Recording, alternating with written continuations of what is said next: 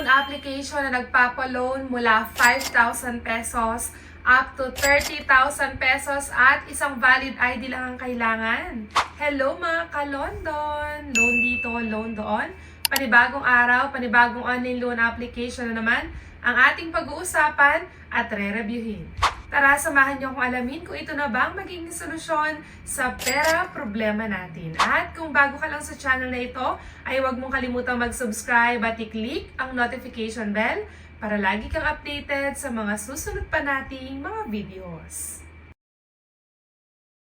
And yan nga, tama kayo nang narinig dahil itong OLA na i-review natin ngayong araw ay nagpapaloan ng 5,000 pesos for first-time user up to 30,000 pesos na maximum loan. Ito nga ay SEC registered, pero syempre hindi yan assurance para masabi natin na legit ang isang online loan application. And ang maganda nga dito ay isang valid ID lang ang kailangan. Pwede na tayong makapag-apply. And dito nga is kahit daw ikaw ay student at unemployed, ay pwede kang makapag-apply. At malaki daw ang tsansa na ma-approve sa iyong application.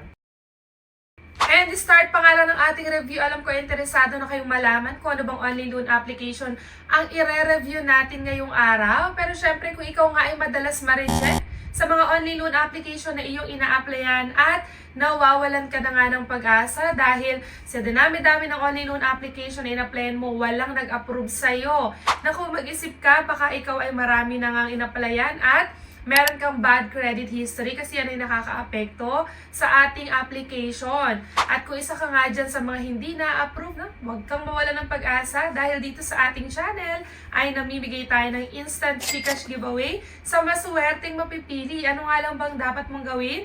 I-like lang ating video at huwag kalimutang mag-comment sa comment section para sa chance ang manalo. Nagkakaroon ka na ng idea sa mga online loan application and at the same time, may chance ka pang manalo ng instant cash. Kaya ano pang hinihintay mo? I-like na ang ating video at mag-comment ka na agad sa comment section. At balikan na nga natin agad itong OLA na i-review natin today. Ito ay walang iba kundi si Life Credit Lending Apps and Loans at ito ay under ng World Lifestyle Operations Incorporated at kasalukuyan ngayong may 4.6 na ratings. And sa mga magtatanong nga kung saan ito available at downloadable, available lamang po ito sa App Store. Kaya naman mga iOS users, para sa inyo itong OLA na i-review natin ngayong araw. At ito pa ngayon nasa ads na itong si Life Credit, nakalagay dito na high loan limits, more access support for both small and longer plans. At dito makikita nga natin from 5,000 pesos up to 20,000 pesos daw ang kanyang ino-offer. Ito nga din daw ay safe and secure dahil ito ay designed to provide stable and dependable support. So gaano kaya ka-safe and secure ang ating mga info na ibibigay sa kanila once na nag-apply na tayo. And ayan, kagaya nga ng sinabi ko sa inyo kanina, ito ay SEC registered at isang valid ID lang ang kailangan para tayo ay makapag-apply. And dito nga, tinry ko nga applyan itong si Life Credit para tayo ay makapag-login at makapag-register. Kailangan natin ilagay ang ating active phone number para makapag-send sila sa atin ng verification code at makapag-continue na tayo sa next step. And once na makapag-register na tayo dito at makapag-login na nga is kailangan nating mag-continue na sa first step ng ating application, which is kailangan natin i-provide ang ating personal information. And ito nga ilan sa mga katanungan dapat nating sagutin is yung ating province of residence, city of residence, residential address, kasama din ang education level kung anong natapos natin, marital status kung married or single, number of children kung wala naman, ilagay lang natin ang I0 at dito nga, lalagay din natin yung ating email address, dapat active at nakaka-receive ng messages dahil dyan sila magsisend sa atin ng update ng ating application. And next dito naman sa ating financial status or dito rin kasama yung work information na natin. Dito nakalagay yung ating profession, pipili lang tayo. And then kasama din dito kung gaano ba na daw ba tayo katagal nagtatrabaho sa ating work, and then monthly salary or income, baka dyan kasi nila i-base kung magkano ibibigay sa ating credit limit. And then meron pa tayong sasagutan dito na kung meron daw ba tayong loan or overdue sa mga nakaraang buwan. And dito nga sa profession, sabi ko nga sa inyo, kahit unemployed ka dito or student ka, ay pwedeng-pwede kang makapag-apply.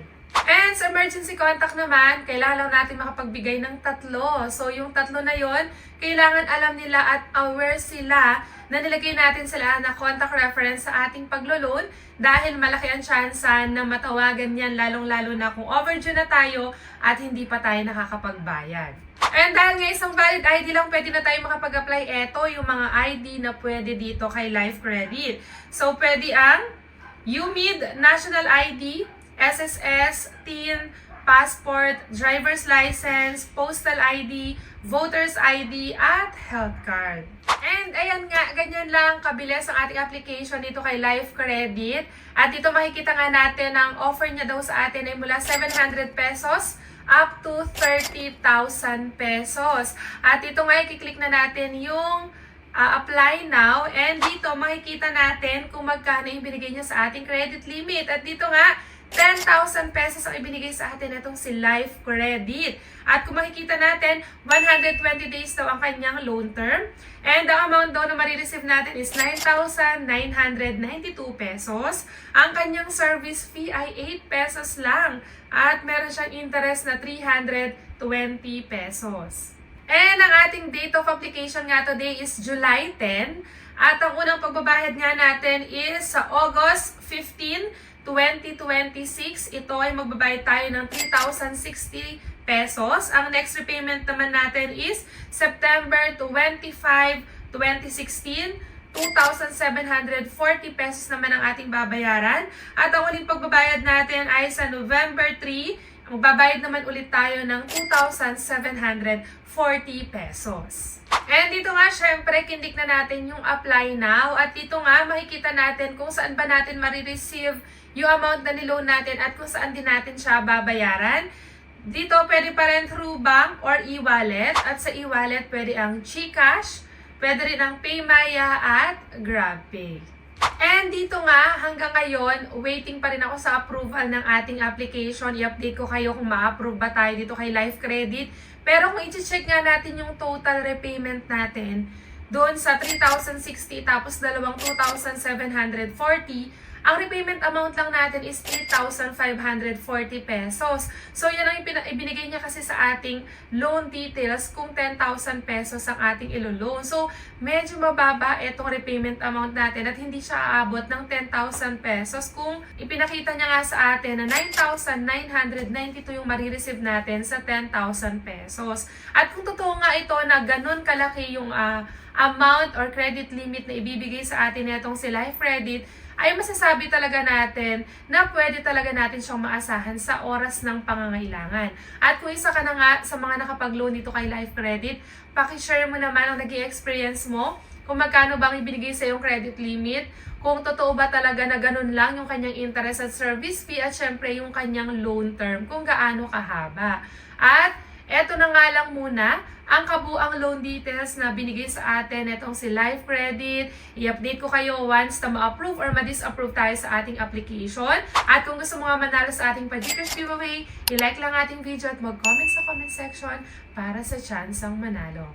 At dito na nga lang muna natapos ang review natin ngayong araw. Hanggang sa muli, mga ka-London! Bye-bye!